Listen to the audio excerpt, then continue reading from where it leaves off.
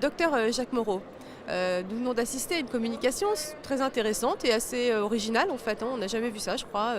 C'était finalement sur l'évaluation d'une application qui s'appelle My IBD Coach, une application pour les patients, une application qui est censée à la fois monitorer les patients, à la fois les aider à mieux gérer leur maladie, mieux comprendre leur maladie.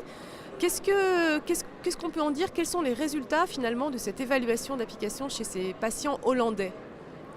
Alors nous sommes à l'ère de l'e-santé qui se développe, c'est quelque chose qu'il va falloir contrôler parce que les grandes entreprises s'en emparent, y compris Google, on n'en est pas tout à fait là, mais dans le cas de cette application particulière, le but c'était de voir si le fait d'assumer par son patient une gestion personnelle de sa maladie, de ses symptômes et des hospitalisations, ils arrivent à démontrer qu'en utilisant cette application, on peut réduire le nombre d'hospitalisations et on peut améliorer l'observance des traitements.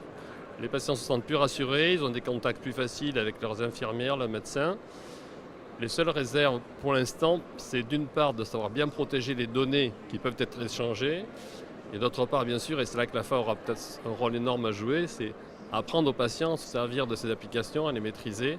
Et là, c'est un rôle d'éducation qui convient tout à fait, je pense, à la fin.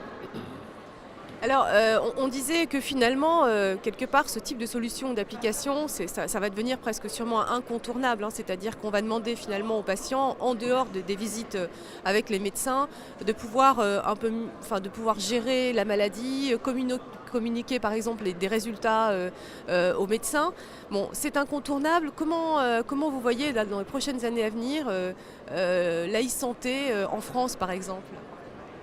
Alors toujours avec ces remarques, ces réserves sur la protection de ces données très sensibles, on imagine quand même qu'un jour le patient devenu un peu plus acteur de sa maladie pourra communiquer par ses voix auprès de son médecin quelques informations très sélectives, très précises qui amélioreront sa prise en charge. C'est essentiellement ça, l'intérêt de ce genre d'application. Ça ne va pas remplacer la médecine, ça ne peut pas remplacer un contact humain en face à face au cours d'une consultation. Ça peut aider le patient dans une prise en charge d'une maladie chronique à éviter peut-être effectivement quelques hospitalisations qui ne sont absolument pas indispensables, certaines consultations, faciliter finalement une prise en charge, répondre à des questions, à des soucis, des craintes qu'il peut avoir et que l'on peut résoudre assez simplement juste en communiquant par une application sans contact humain direct.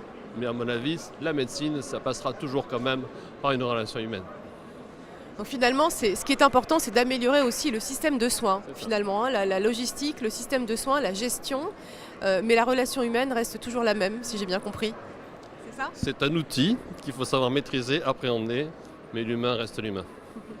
Merci beaucoup. Plaisir.